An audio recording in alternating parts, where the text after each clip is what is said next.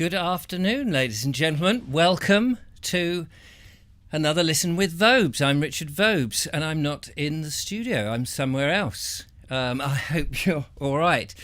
It's a bit cold in my front room, and I've lit the fire. So hopefully you can see me, and hopefully you can hear me. Do let me know. I'd be very interested to know that it's all working and everything's okay. I'm just going to turn this down a bit. You can't see it, but I have a blazing fire just down to my left-hand side, just so I can get a bit of heat in. And in fact, I'm just going to put a log or two. This is all at hand here onto the fire. You probably heard it roaring. I just want to turn it down a fraction, otherwise I shall get myself very cold. Too hot. Yes, I know what I'm saying. Anyway, I have down here, I can't manipulate the camera, and I've only got one camera. I spent all morning trying to set it up with lights and stuff just to try out what it's like having a different set for the Listen with Vobes, and we will start the book in a minute. Good afternoon, very cosy, sound and vision good for me, says Ben Reeve. What a start, says Cooper, 68. Oh my bad, I had the mute on. That's no good. Comfy chair, yes, I would like the volume a little higher, but that's just me and my ears, says Sean James Cameron. I'm just looking across. You'll have to turn up your volume because I can't get it any higher at the moment.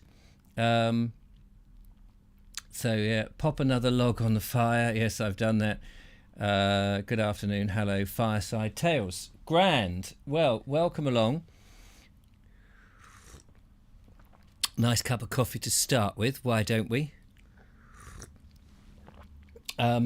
Right, so I have here my book, of course. I have the Fireside. What the aim is, when my son Billy and his girlfriend move out from the house and they get their own flat, I want to turn a room into a permanent second studio. So rather than be in the Vobe show for the book readings, I want to be in a different area. This is too close to all these books. It just looks a bit naff, but it's the best I could do for now. And really, this is a bit of a tryout. It's also a tryout for me in a comfy chair. I can sit down and adjust the microphone and stuff.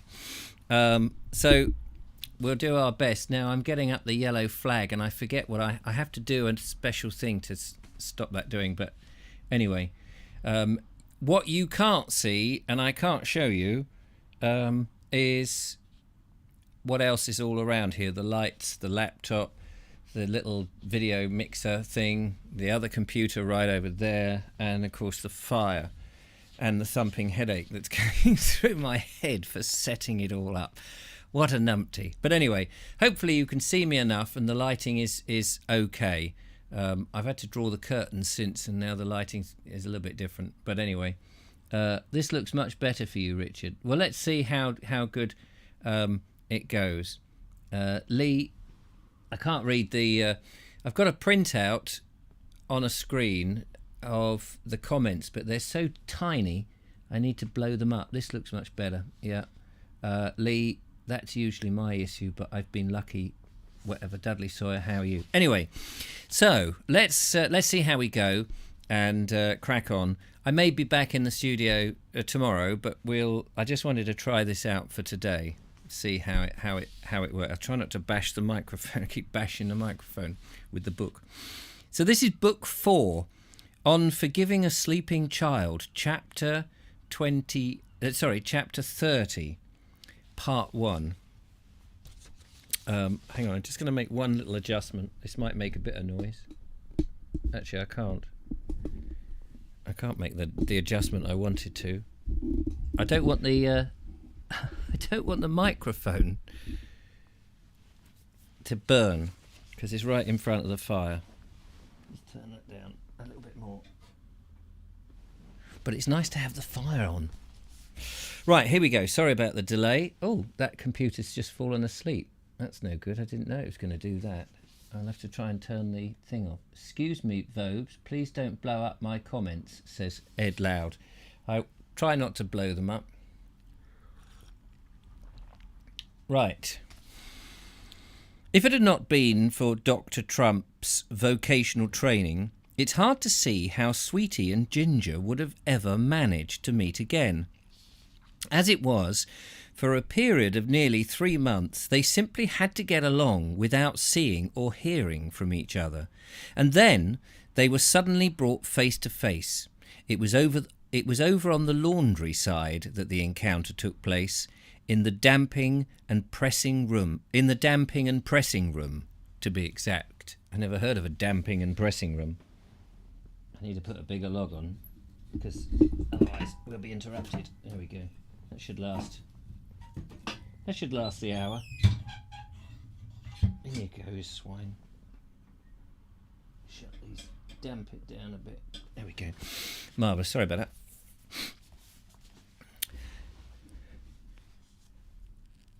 Naturally, everything was under the strictest possible supervision. The girls had the room entirely to themselves, and it was only when the hampers had to be dragged in and out that the boys ever came into the room at all. And Sweetie had not got so much as a single thought of Ginger anywhere in mind. She was instead thinking of any number of other things, important things, like how she was going to grow her hair until it was right down to her waist, how it was that soap never tasted as nice as it smelt, but Nurse Stedge had a sort of little moustache, almost like a man. Oh, I see. Sorry. How Nurse Stedge had a sort of little moustache, almost like a man's. How nice it would be to run a tea and serve only cakes and biscuits instead of scones and bread and butter. How Tuesday was pale blue in colour, while Wednesday was chocolate brown, and why bath water always started turning round like a corkscrew just before it ran out. Also, in her way, she was concentrating. She liked vocational training.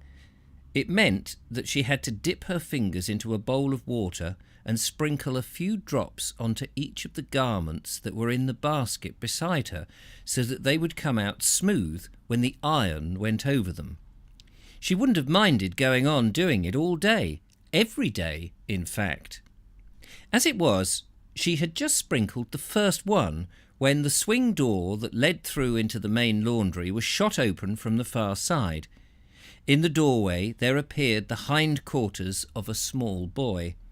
It was a familiar posture, this bending down one, because the delivery hampers were too large to be carried, and the boys, particularly the small ones, always dragged them backwards, using their rear parts as a kind of gentle battering ram when they reached the swing door. And as all hind quarters look very much alike, and as the door was banging open and shut every few minutes, Sweetie didn't even pause to wonder who it was concealed behind the seat of the trousers. It was not indeed until the trousers had slacked off a bit and the small boy had got himself again into an upright position that Sweetie saw that it was Ginger. And as she did so, her heart gave a sudden thump inside her. It was the first time her heart had ever done such a thing, and its behaviour surprised her. She quickly recovered herself, however. "Hello," she said. "Oh, hello," said Ginger. There was a casual, almost deliberately disinterested note in his voice, not a trace of embarrassment, she noted, no hint of shame at his unfaithfulness. I didn't know you were here." "Well, you can see I am, can't you?" This was better, definitely better. He was beginning to sound defensive now. Even so, she thought, that he might have said something more, something about being glad to see her. "I wrote you a letter," she said. "I know," Ginger answered. "I got it." "Well, why didn't you reply?" "I did." "No, you didn't." "I did." "Well, only to the first one." "Yeah, but they were all the same." "But you could have answered them, couldn't you?" Ginger shook his head. Couldn't be bothered. At the reply, Sweetie was so angry that she forgot herself. Putting her entire hand into the water bowl beside her, she shook a whole fistful of drops into Ginger's face. "Stop that," Ginger said. "I haven't done nothing to you. I didn't start writing those potty letters." Sweetie drew herself up. "I think you're a very rude little boy," she told him. "I hate you." That was as far as their conversation ever got, because it was at that moment that Miss Gurge, the laundry supervisor, came round. Miss Gurge.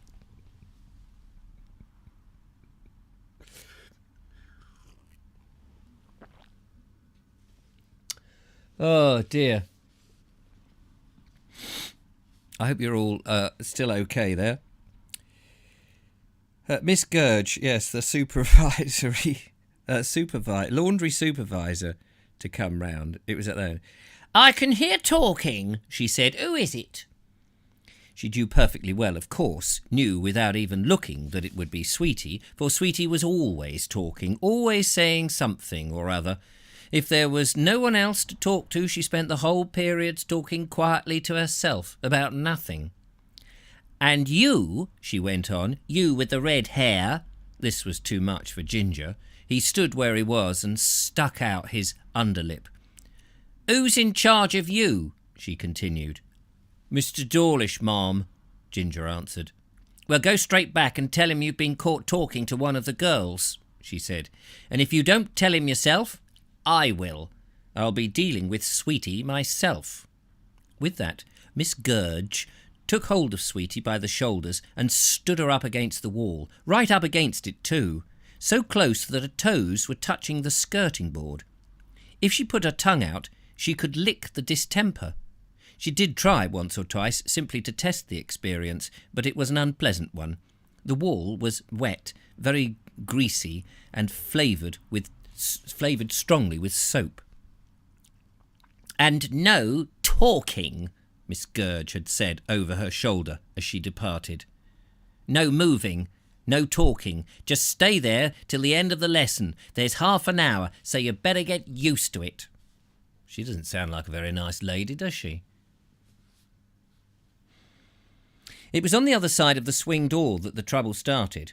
Ginger went straight back to Mr. Dawlish and reported himself. By now he displayed a natural grace in such manners, a kind of easy charm that came from sheer experience of the situation. "And she told me to come and tell you," he finished up. "Who's she?" "Miss Gurge, sir," Ginger answered, wondering whether it was really possible that Mr. Dawlish hadn't been listening and didn't really know. "Well, don't do it again," Mr. Dawlish told him. But if Mr. Dawlish was casual and disinterested, there was someone who wasn't.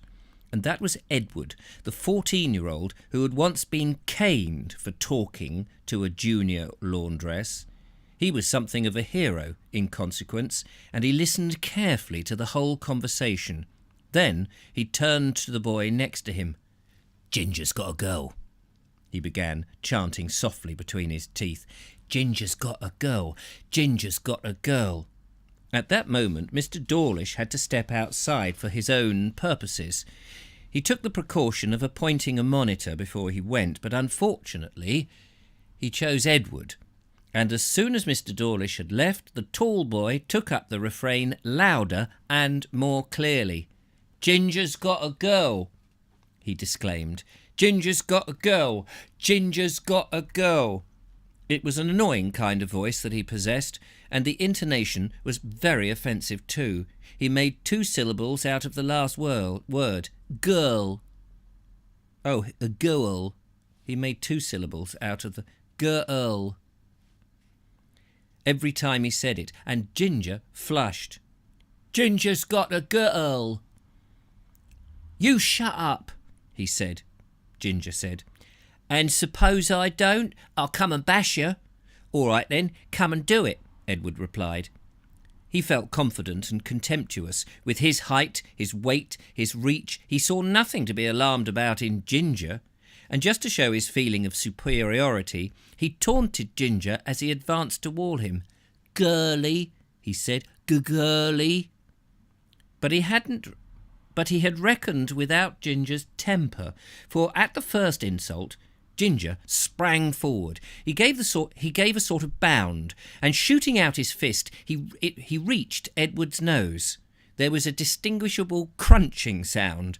Edward stood motionless for a moment, thrusting his tongue out over his upper lip. It came away salt, and he knew that his nose was bleeding. Then he got down to business. "I'm going to give you a big hiding," he said.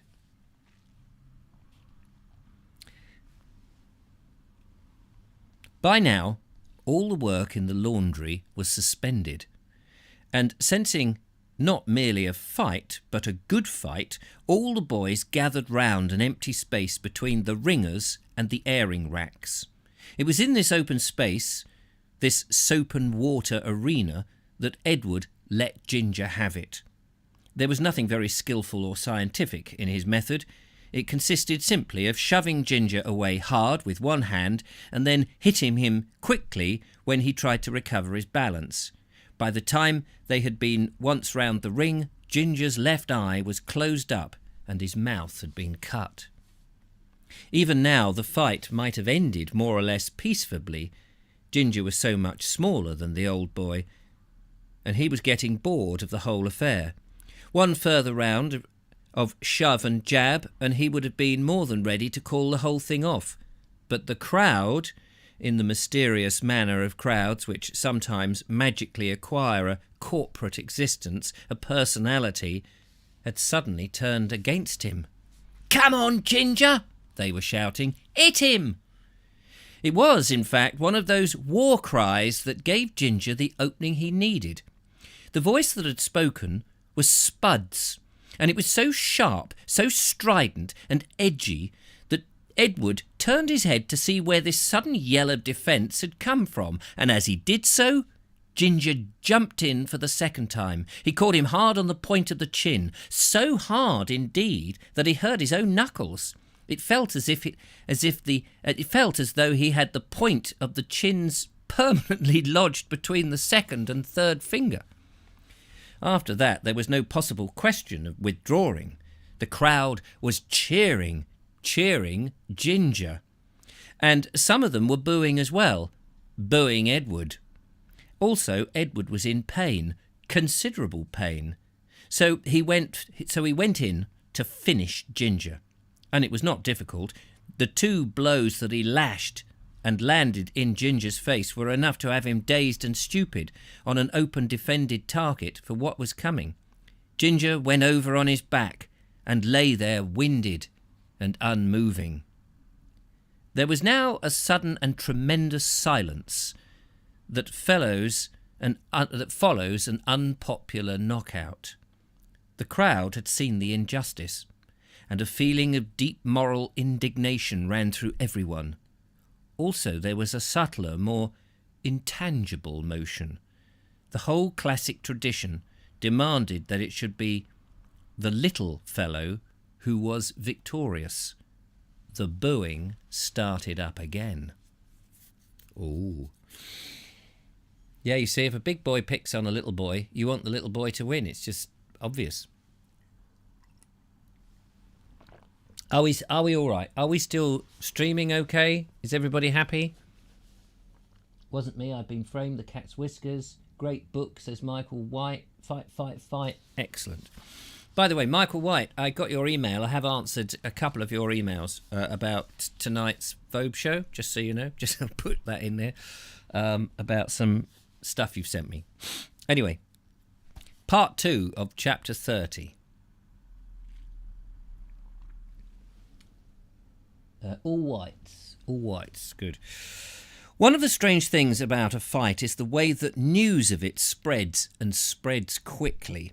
Ginger had hardly got his first blow in fact, before Sweetie in the damping and pressing room knew what was happening. And it was nothing to do with the noise the boys were making.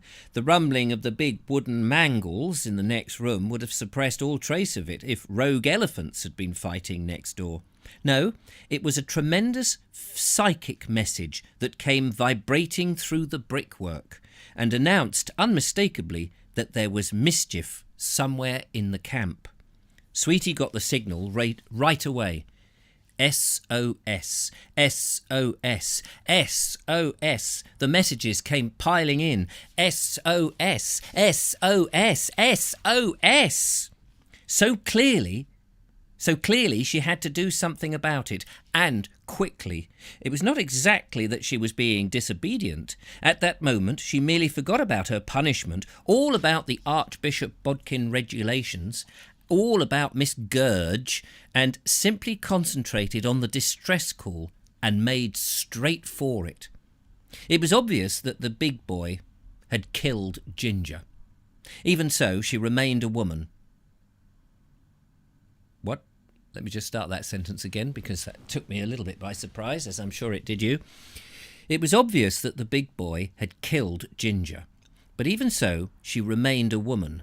A man in such circumstances would have waded straight in using his fists, but a woman was different. A woman always requires a weapon. And Sweetie immediately started looking around for something sharp.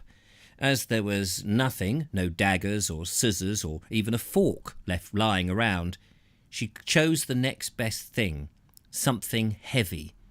It was a tailor's iron which stood on the rested pedestal of its own gas ring, and when Sweetie picked it up, it not even occurred to her that it might be hot. At any rate, it was a weapon, and snatching it off the gas ring, she rushed over with it and thrust it into Edward's back. The effect was terrific, simply terrific. It was like nothing that she could possibly have anticipated. Instead of a mere thud, as the iron landed there was an angry fizzing sound, like a freshly opened ginger beer bottle, and at the next moment a great cloud of steam went sizzling upwards. Then Edward let out the loudest yell that Sweetie had ever heard. It was that yell that Mr. Dawlish heard as he made his way back slowly to the laundry. He extinguished his pipe, thrust the daily newspaper quickly into his pocket, and hurried. When he got there, he thought at first it was Sweetie who had been hurt, for over by the window Miss Gurge was bandaging Sweetie's hand where the handle of the hot iron had burnt it. And it was only then that he saw Ginger had a black eye, and Edward, his monitor, had a great scorched hole in the middle of his jacket. Oh, this is tremendous. Absolutely captivated. Thank you, Richard, answering the emails. Oh, marvellous. It was a sweeping generalisation. Excellent. Right, cool, blimey. Right. Chapter 31. Because of the enormity of what Sweetie had done, and branding a fellow inmate with a practically red-hot iron was not something that could be overlooked, Dr. Trump reflected carefully on her due punishment.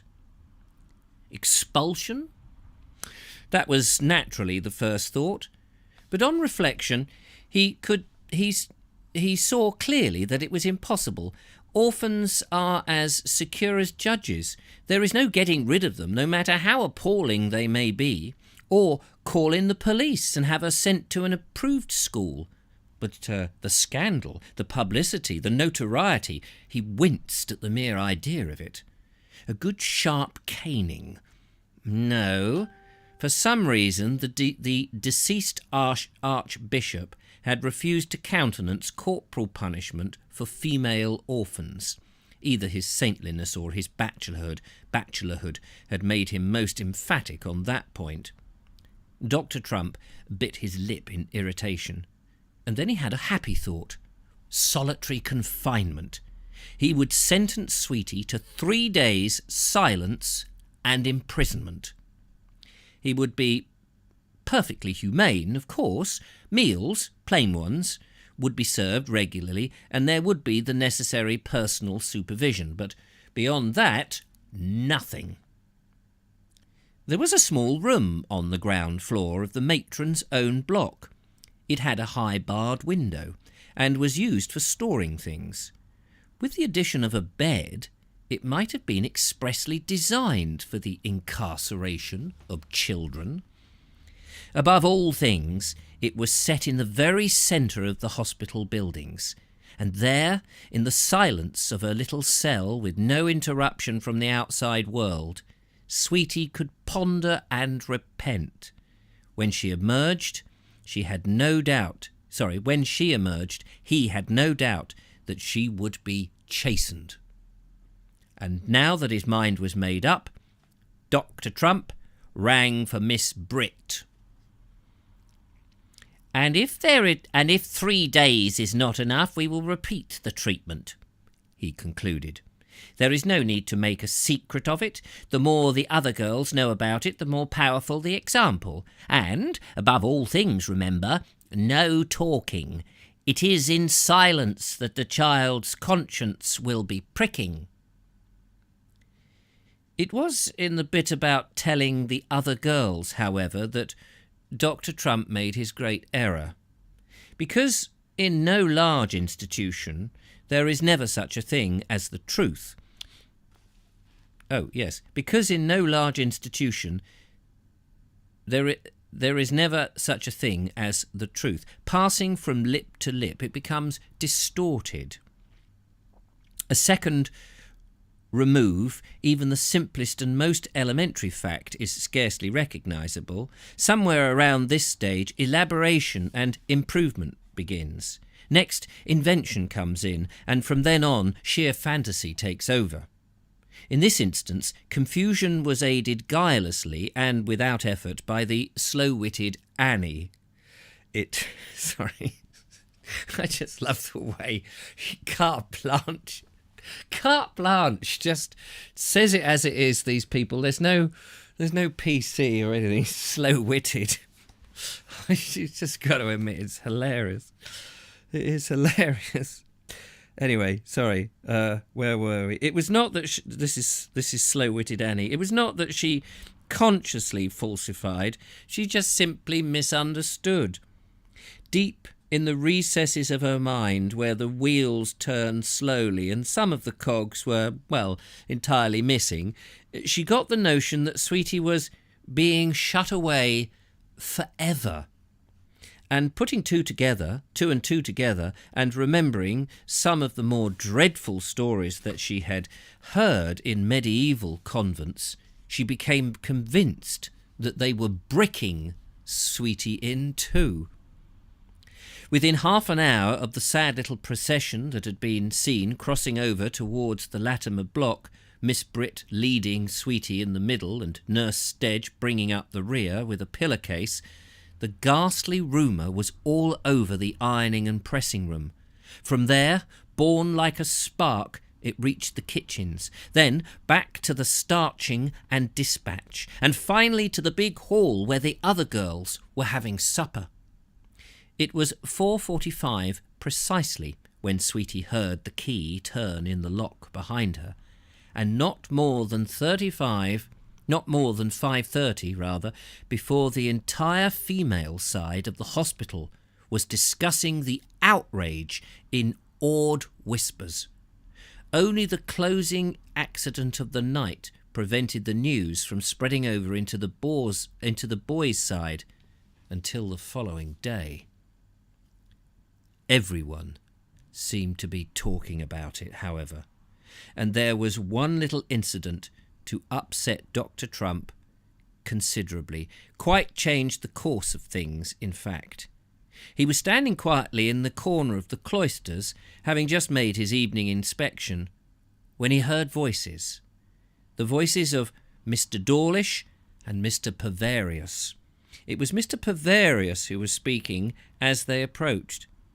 Anyhow, if she's shut up there, she'll probably hang herself or something, Mr. Pervarious was saying in an offhand, casual sort of tone, as though it didn't really matter.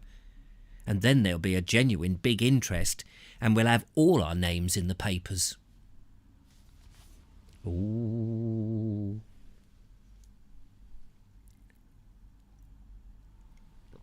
It's warming up nicely now, here by the fireside. I wish I could show you. I need to get a second camera so I can cut to the fire from time to time.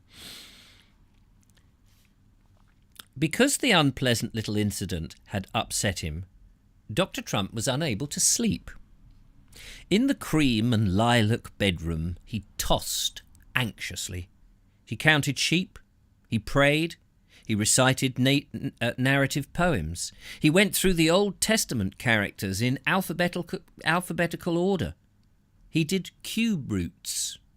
I don't know what cube roots are. Sounds most peculiar. But always into his unquiet mind, the unpleasantness kept returning. Suppose something were to happen to Sweetie while she was shut away in there. Suppose she cried herself to sleep face downwards on the pillow and was smothered. Suppose... No, it was too dreadful to put into words. At all costs, further mischief must be prevented. So, springing out of bed, Dr. Trump began dressing hurriedly, and as he slipped out of the front door, his Boy Scout inspection lamp in his hand, he began praying again, really praying this time. "Oh God, please don't let anything happen," he kept saying. "Don't let it be too late." It was rather eerie crossing the big courtyard by Latimer, but things were too urgent for regrets about his bed. And as he drew near the matron's block, he saw something that banished all thoughts of sleep. Over in the shadows, right up against the wall and immediately under Sweetie's window, was a figure. A figure strained to its uppermost so that its fingers could rest upon the sill. He knew now that it was some sixth sense that had warned him, and as he drew closer, he could hear that words were passing. The figure was saying something. It was carrying on a whispered conversation. This in itself was bad enough after he had forbidden all conversation, but what amazed him were the words that were being spoken. "Don't be frightened, Sweetie," the figure was saying. "If you wake up, remember I'm here. I shall be here all night. I shall call. If you call, I will hear you." Dr. Trump by then knew who was speaking, and there was really no need for him to switch on his lamp and suddenly point the beam at the accuser at all. But as it happened, it was the most important single thing that he did that evening, for the light showed... now I was wrong, because I did the wrong voice there. For the light showed Margaret up perfectly. Indeed, it was so bright, the beam was so powerful and well focused that the small boy on the rooftop just above could see everything. The small boy was Ginger. He'd been out for half an hour in one of his jaunts, just having had a look round at things in general, and because he was cold and bored, he was on his way back to bed again when Dr. Trump had suddenly chosen to press the special Rover-type safety switch. "Leave that window immediately," he heard Dr. Trump say to Margaret in a toothed, rasping kind of voice. "The child is alone by my orders. I shall deal with you in the morning." Then, taking the key out of his pocket, Dr. Trump went inside. He was there for so long that Ginger did not wait for him. With his colossal piece of news fairly bursting inside him, he was on his way back across the rooftops. Sweetie did not stir as Dr. Trump entered. With her cheek supported on her hand, she appeared to be sleeping blissfully. He stood motionless beside her, and it was impossible for him mentally not to compare his own tortured night with this deep, peaceful breathing. Certainly the little girl did not look wicked. On the contrary, the air of infant innocence was pronounced and unmistakable, and also the sheer natural beauty of the child. The darkness of the hair and the pearly, yes, transparent was the word, the pearly transparency of the skin were really quite remarkable. It was like gazing down on a little figure carved out of alabaster. Indeed, the emotion that he experienced was so powerful that he felt an entire sermon taking shape as he stood. "Oh, forgive a sleeping child," he would call it. And wasn't it possible, he asked himself, that already he had achieved this purpose? There's somebody at the door. I can't believe there's somebody at the door. Hang on a minute. I'm just going to come back. Oh, hang on. Bear with me. Oh, I think my son's gone to get it.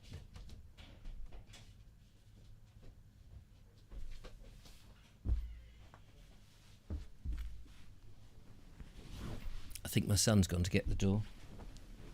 It's all looking a bit red. Is it looking a bit red? I feel like I'm looking a bit red in here. Maybe it's too hot now. Just turn that down a bit.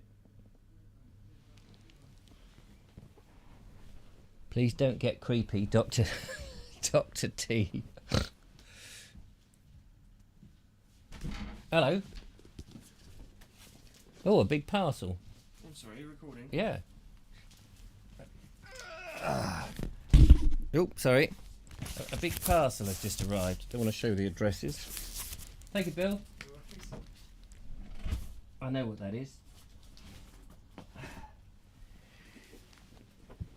It's funny when the postman comes in the middle of the show.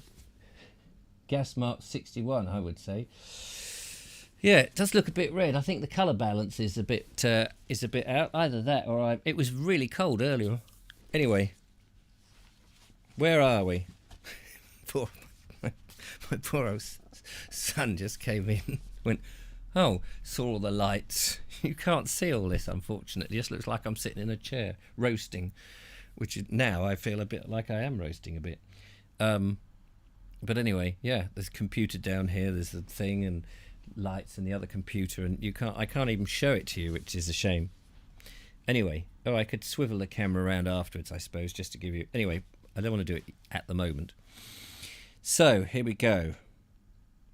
How are we doing on the time, by the way? Oh, 22. Ginger woke Spud up as soon as he got back into the dormitory and told him everything that he'd seen. But Spud didn't believe a word of it, simply did not believe a word. And as soon as the dressing bell went the next morning, Ginger made a few discreet inquiries. He tried Sergeant Chiswick, but Sergeant Chiswick had spent the quiet night dreaming of the chance fortunes of the turf and knew nothing.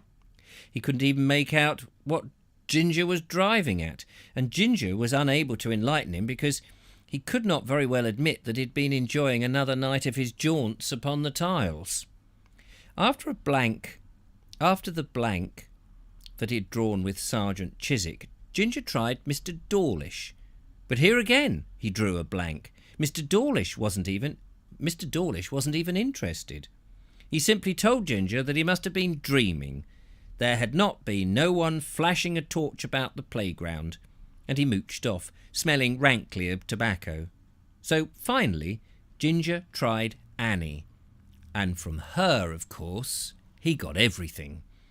Moreover, the news that she recounted was so startling, so melodramatic, even to someone of Ginger's lurid tastes, that for a moment he was left stunned.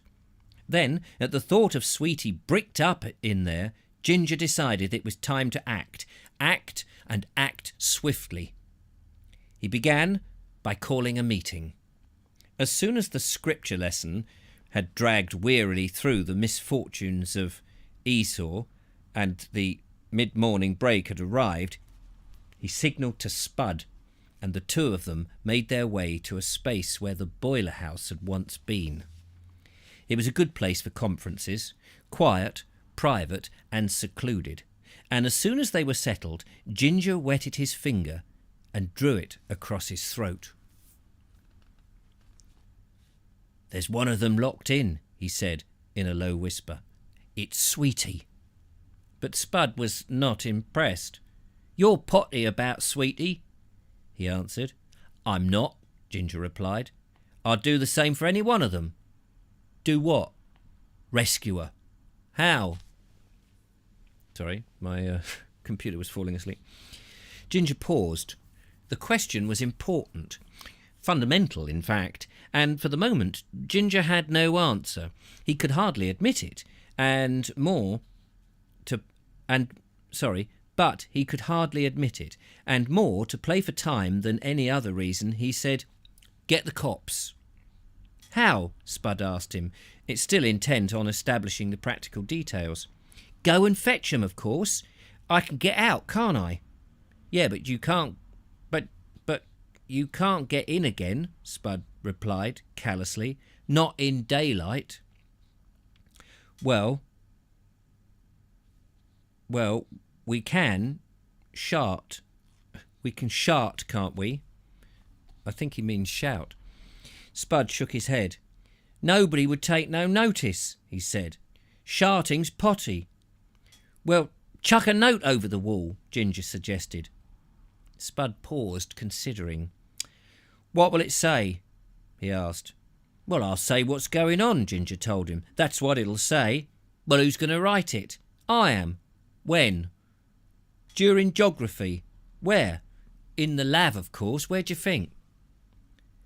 The message was well phrased, written in pencil in large capital letters on a sheet of paper torn haphazardly from a notebook. It carried the authentic note of desperation and despair. "Help, help," it read. "I am dying in a person. Help, send a policeman, help." And because it was written in the first person, Ginger signed it Sweaty. God. Ginger was determined to deliver it at the very feet of the law itself. It was now 11 o'clock, and 11:45 the daily patrol of St. Mark's Avenue regularly took place. Provided that Mr. Dawlish could be persuaded to excuse him again, not that twice in one morning was going to be easy, he would take up a commanding position in one of the tallest plane trees and allow his amazing document to flutter down before the policeman's very nose. As it happened, Ginger experienced no difficulty whatsoever in being excused, and at the first sight of his wriggling body and painfully distorted features, Mr. Dawlish jerked his thumb over his shoulder and, without even being asked, indicated that Ginger was to leave them. For indeed, it was the access of leisure that was Ginger's undoing, for it gave him time to improve upon a plan that was already well nigh perfect. Instead of allowing the paper to drift down lightly on the breeze, he weighted it, and he weighted it too heavily. When it finally left his hand, there was a good half-pound brickbat wrapped up inside. And all unsuspecting P.C. William Glubb advanced up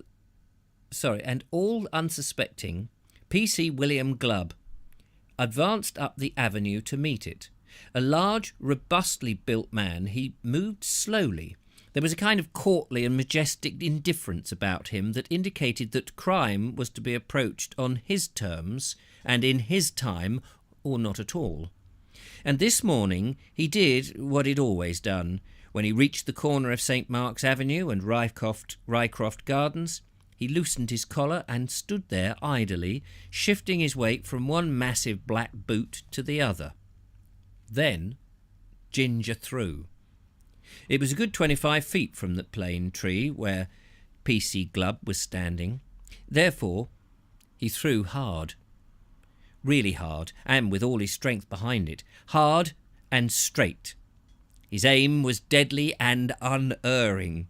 At one moment there was a policeman with the top hook of his collar undone and his mind laboriously trying to work out the details of his pension, and the next, a flying brickbat had carried away his helmet. Bonk. Oh, my giddy aunt. Oh, that is hilarious. Right, we are on chapter 32. Bing! What's the time, Mr. Wolf? And how are we doing? I can't get my phone to work. Which end is it? Oh, that end. 2:45. 2:45. Are we doing all right? Is everybody happy? I love Ginger's spelling. PC's nuts cracked. Oh dear. So we can manage to get a few more bits out. Are we still all right? I look incredibly red. The colours. I didn't do a white balance on that, so I'm looking more redder than I really am. But at least from over here. I can't see the screen over here. But the colour balance is all wrong. I can't really be that. Hang on a minute. I've got to look in the mirror now. Am I really that red? No, I'm not red at all. Maybe it's this jumper reflecting on it. Very atmospheric. Reckon he'd be good at the coconut shy. Yes, I reckon he would. Anyway, we'll have to adjust the colour balance. Maybe it's that light. Is it that light doing it? Probably. That's anyway, not to worry. Chapter 32. We got a few minutes. By 9 o'clock, Dame Eleanor was on the phone. This did not surprise Dr. Trump, greatly because Dame Eleanor was an invertebrate telephoner. She snatched up the instrument whenever anything occurred to her. But this morning he was more than her equal. "Good morning, Dame Eleanor," he began. "A truly beautiful morning." But that was as far as he was allowed to get. "What's going on there?" Dame Eleanor demanded. "What's this I hear about locking children up in a storeroom?" Dr. Trump threw out his breath sharply and involuntarily. So, Dame Eleanor had heard. This could only mean one thing: treachery on the part of a member of his staff. Nevertheless, he kept his voice carefully controlled and modulated. "I think your informant, whoever he or she is, has intentionally misled you," he said. "I decided to release the child at least a quarter of an hour ago." "I think you're..." Oh, yes, I read that bit. But he was wrong in imagining that any reply at this moment would satisfy Dame Eleanor. Unlike Dr. Trump, she had not enjoyed her breakfast. No sooner had she sat down to it, in fact, than Margaret had arrived. And it had been only Margaret's downright insistence that had got her inside the house at all. At first, Dame Eleanor had refused to see her, simply refused, point blank, without giving any reason. But when Margaret had declined to go away again and had said it was a matter of life and death, Dame Eleanor finally had to admit her. And once she had heard, Dame Eleanor gave up all thoughts of eating. She simply sat there, food untasted on the plate. And the moment Margaret had gone, it was only a matter of fact... And the moment Margaret had gone, it had, as a matter of fact, been rather nice seeing her. She had asked for the telephone to be brought in to the breakfast table. She was talking at this moment from behind a pot of lukish warm coffee and a toast rack in which little pieces, once so hot and crisp, were now leathery and useless. "And the children burning each other with hot irons. I've never heard such things in my life," she was saying. "It's disgraceful. The whole place must be bedlam. Thank goodness I've got Margaret there to tell me what's going on." So it was Margaret. He was still pacing up and down in his study, wondering why so admirable a woman would suddenly have turned viper, when the maid knocked at the door to say Sergeant Chiswick and a policeman wanted to see him. It was not indeed until after Dr. Trump had paid over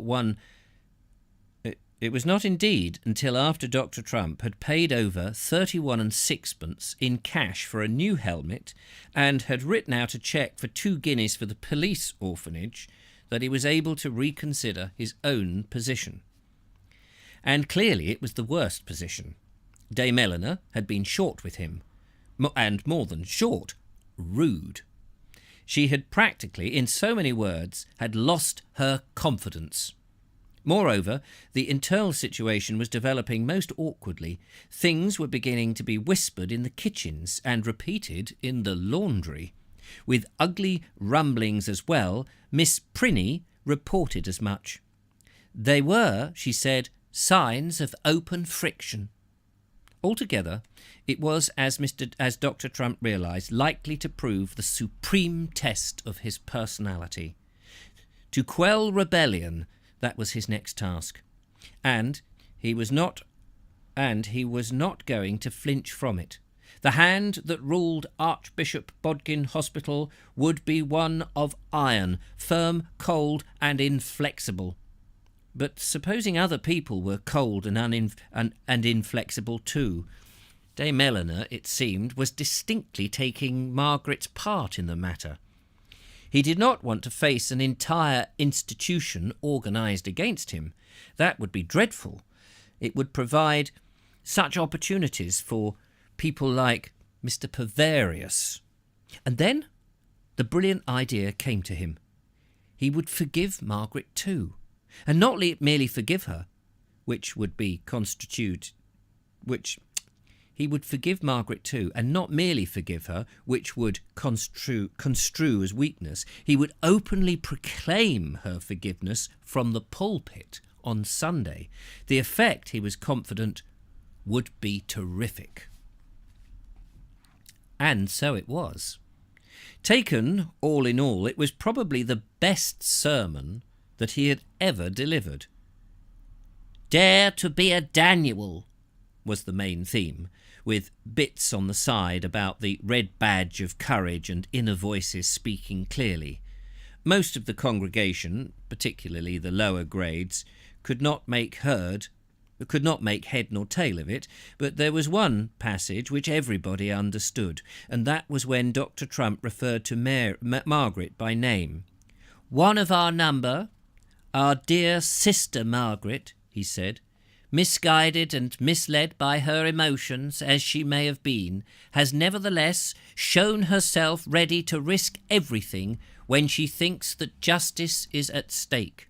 That is truly Christian, truly British, and truly in accordance with the great traditions of this hospital. It is not, therefore, a matter of forgiving our dear sister for a trifling breach of the rules, but for thanking her. She is our example, and we are proud to have her with us. To one of our number, a little one, Margaret has shown herself all that a mother could possibly be." It was at this point that the growling and involuntary murmur of applause was shattered by a loud and inexplicable roar from the chapel organ. Mr. Pervarius apologised afterwards for the fact that it was his elbow that had caused it. He had, he said, been listening so intently with his chin supported by his hand that he entirely failed to notice that the bottom edge of the music rack on which his elbow was resting was simply not strong enough to bear his weight. "Held in enthralment" was how he described his state. Quite bewitched by your eloquence, dear doctor," he said. And we're now on chapter 33, and that's probably a good time to stop this. Chapter 33 starts with Mr. Pervarius, but we will continue that on the morrow. And there is still, we're just over halfway, there is still more of this delightful book. Are you enjoying it? It is absolutely wonderful book. I don't know where to put it. Up there somewhere. So there. How about that?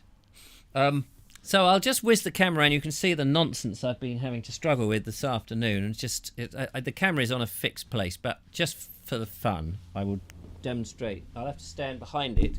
Let me turn the microphone round so you can hear a little bit. No idea how this will work. So let me just rewind, zoom out. And I need to... So I've got the fire down there lit. As you can see, there's my laptop and computer and a light. Facing me on this side was another light. And round, if my thing... Oh, I've lost the signal. I've lost the signal. Damn it. The lead came out. Sorry. There it is. Hang on a minute. It's a dodgy lead, clearly. Oh, I've lost it again. And round there is the computer with everything on. And that was the set. If I let go of this lead, it's going to... Hang on a minute. See if I can just tape it back in again. Yes, I can. How about that? So, I just thought I'd show you that. Oh. So there we go. Whew. Well, thank you very much for watching, ladies and gentlemen. Enjoying this very much. Great reading. Thank you very much. It's a hoot. Good stuff. Sorry about the image just disappearing there. I don't know about you, but it's boiling. I look like I'm a beetroot on the screen. I really am not like that. Love the reading. You're a top-notch reader, and you don't give yourself enough credit. Thank you, Ed. Very kind. Right. I will see you tomorrow. I'll probably be back in the studio tomorrow because although this is very comfortable, when I can set this up as a permanent feature upstairs, I will do that. But and I'll get everything right. But I just wanted to test it out. Might as well give myself a bit of a test in these days when we're all locked in at the moment.